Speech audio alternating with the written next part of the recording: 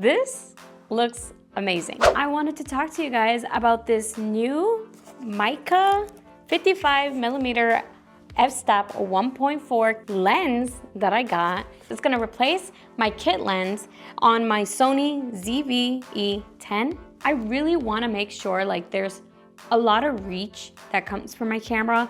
I love having the blurry background effect. Right now I'm filming this on my DJI Osmo Pocket 3. Love it, super crisp, super sharp. This camera goes with me everywhere now. It's just so compact, so easy to pick up.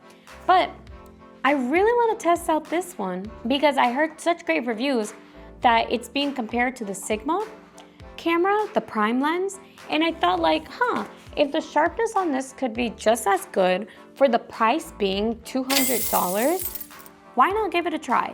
So that's what we're gonna do here. Now, I do want to disclose, this camera is more for photography. The reason why I say that, yes, it could be used for video, and I will show you the video capabilities of it.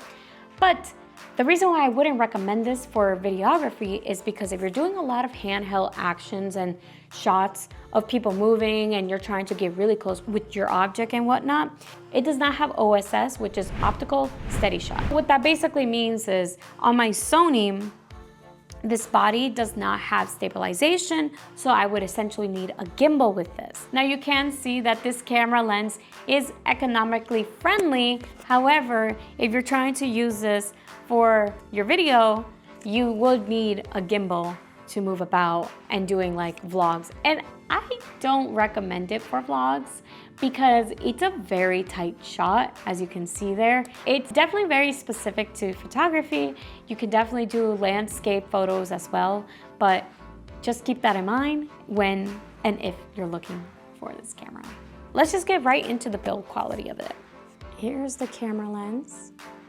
It's so pretty. I love that little red ring. It's not weather sealed per se, but it definitely gives it a nice elevated touch.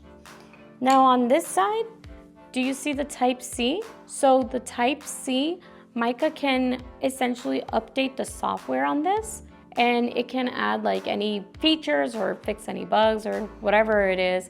So it is a little bit future-proof, which is great. Really good to have. This camera is compact, very light. It's a sick design. It's mixed with plastic and metal. This ring is metal. The f-stop ring is metal, and then this one is plastic. I think the build quality is really great. It also comes with autofocus and manual focus button right there on the side. Now let's put this bad boy in our camera. If this is the first time changing your camera lens, there's gonna be a little white dot right there on your camera. There's also gonna be that same dot right there. So all you wanna do is make sure you align the two and hear a little click. Okay, so now we have the lens on the camera. This looks amazing. It's not heavy. It's still compact, tiny, really cool to just kind of take around with you on the go. Okay, let's take some pictures and let me know if you guys like it. I'll also do some comparison shot with the kit lens and see which one you guys like. I'm testing out the autofocus and seeing how quick it is. Ba, ba, ba. Okay.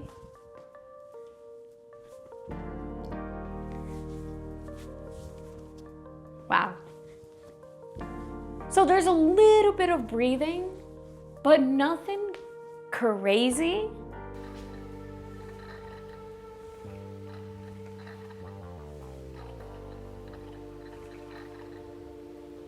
It's pretty quick. I will say I am standing like maybe 5 feet away from the camera. So it is far, it's a distance. I'll show you my DJI for comparison.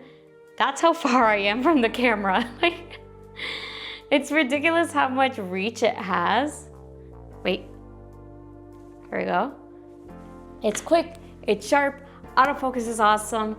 I'm not mad at it. I think it looks pretty sick. It lets in a lot of light in. Like my place isn't the brightest, but it looks pretty cool, no?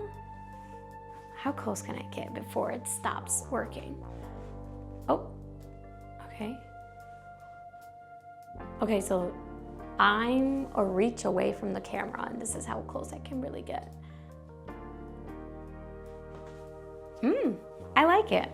I like it. But let me know in the comments down below whether you like this camera lens and you think it's worth getting it and whether it's worth investing in it. I do want to say again, for video, I'm not too entirely sure unless you're doing a talking head like I am doing, just stationary. Sure, I think it's perfect for it because it adds such a beautiful bokeh effect. But if you're going about and shooting stuff outside, yes, it lets in a lot of light in. You're not gonna have any issues with that. However, you might have issues when you're doing anything handheld, because then it's gonna look a little bit wobbly. But now let's test out the kit lens. This is the kit lens. As you can see, it's a major difference already. I am standing still the same distance apart from the tree and from my camera. It's still like 5 to 6 feet away. This is where I was standing at before. And look how much, yes, there's so much more background to it. There's less of the bokeh effect. The more closer I get, I don't know, the less dramatic it is. Let's test out the autofocus.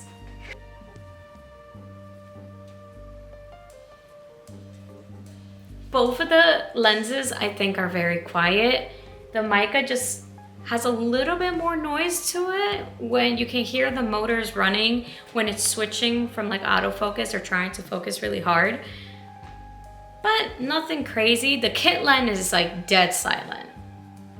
I am much closer now though. I do want to say, like, before I had to stand over here for you guys to see me fully, but I'm trying to give this as best as I can, fair shot comparison.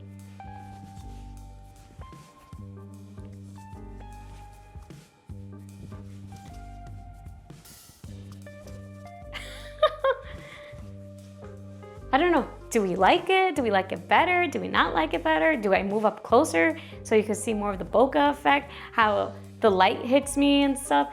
What are your thoughts? Do you like how this looks or do you like how the Meika looks? But let me know, guys, in the comments below whether you think this is a great investment to do. It is, again, I found it for $190 on Amazon. Please make sure you get that deal. Sometimes on the regular, it does go for $200. The build quality is really great on this camera lens. I do recommend it. I think it's not bad if you're doing photography. I think it's really great for portraits. I think it's really amazing and accurate, and you're gonna get the shots that you want, the very cinematic look to it.